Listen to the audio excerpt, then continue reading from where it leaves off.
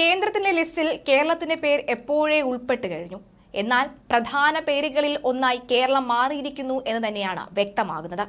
അതിന്റെ ഏറ്റവും വലിയ ഉദാഹരണമാണ് ഇനി കേൾക്കാൻ പോകുന്നത്. തീവ്രവാദ ഭീഷണി മുൻനിർത്തി കേരളത്തിലും അയോധ്യയിലും പത്താൻകോട്ടിലും ഈ വർഷം തന്നെ നാഷണൽ സെക്യൂരിറ്റി ഗാർഡ് യൂണിറ്റുകൾ രൂപീകരിക്കും. അയോധ്യയിലെ സെക്യൂരിറ്റി യൂണിറ്റ് 2 മാസത്തിനകം തന്നെ ആരംഭിക്കും. കേരളത്തിലും പത്താൻകോട്ടിലും ഈ വർഷം അവസാനത്തോടെയും ഇത് ആരംഭിക്കും. NSG യൂണിറ്റുകൾക്ക് പ്രത്യേക ആയുധങ്ങളും ആന്റി ഡ്രോൺ സംവിധാനവും ഉണ്ടാകും. അതിർത്തിയിടങ്ങളിലെ പോലീസ് സംവിധാനത്തെയും മറ്റ് സായുധ സേനാ യൂണിറ്റുകളെയും സഹായിക്കുകയും അടിയന്തര സാഹചര്യങ്ങളിലെ പ്രതികരണം വേഗത്തിലാക്കുകയുമാണ് NSG യൂണിറ്റുകൾ ആരംഭിക്കുന്നതിലൂടെ ലക്ഷ്യമിടുന്നത് എന്നാണ് ഉന്നത ഉദ്യോഗസ്ഥർ ചൂണ്ടിക്കാണിക്കുന്നത്. ജനുവരി 22 പ്രാണപ്രതിഷ്ഠയ്ക്ക് ശേഷം അയോധ്യ ഭീകര സംഘടനകളുടെ ലക്ഷ്യങ്ങളിൽ പ്രധാനപ്പെട്ടതാണ് എന്ന റിപ്പോർട്ടുകൾ പരിഗണിച്ചാണ് പെട്ടെന്നുള്ള ഈ നീക്കം. തീരുമാനത്തിന് അന്തിമ രൂപം നൽകുന്നതിന് മുൻപ് ഈ പ്രദേശങ്ങളിൽ നിരവധി തവണ യോഗങ്ങൾ ചേർന്നിട്ടുമുണ്ട്. അതിർത്തി ജില്ലയായ പത്താൻകോട്ടും കേരളവും മതമൗലികവാദികളുടെ സാങ്കേതികമായി തീർന്നിരിക്കുകയാണ് എന്ന വിലയിരുത്തലും വന്നിട്ടുണ്ട്. പാൻ ഇസ്ലാമിക തീവ്രവാദ ഗ്രൂപ്പുകളുടെ ലോജിസ്റ്റിക് കേന്ദ്രമായി ഈ 2 പ്രദേശങ്ങളും മാറുന്നുവെന്നതിന്റെ തന്ത്രപരമായ പ്രാധാന്യം കണക്കിലെടുത്താണ് പത്താൻകോട്ടിലും കേരളത്തിലും NSG ഹബ്ബുകൾ സ്ഥാപിക്കുന്നത്. ഈ 3 യൂണിറ്റുകൾ കൂടി സജ്ജമാകുന്നതോടുകൂടി രാജ്യത്താകെ NSG ഹബ്ബുകൾ 8 ആകും.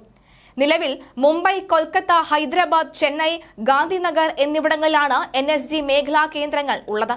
ഇവിടെയാണ് അജിത് ഡോവലിന്റെ 3ാം വരവിന്റെ പ്രസക്തി കൂടി വ്യക്തമാകുന്നത്. പാകിസ്ഥാന്റെ ഉറി ആക്രമണത്തിന് ശേഷം പാകിസ്ഥാൻ അധിനിവേശ കശ്മീർ ഇന്ത്യൻ സേന ആക്രമണം നടത്തിയതിന് പിന്നിൽ അജിത് ഡോവലിന്റെ ബുദ്ധിയാണ്. പുൽവാമ തീവ്രവാദ ആക്രമണത്തിൽ പാകിസ്ഥാന് ബാലാക്കോട്ട് ആക്രമണത്തിലൂടെ ഇന്ത്യ മറുപടി നൽകിയതും അജിത് ഡോവൽ ആസൂത്രണം ചെയ്ത പദ്ധതിയായിരുന്നു.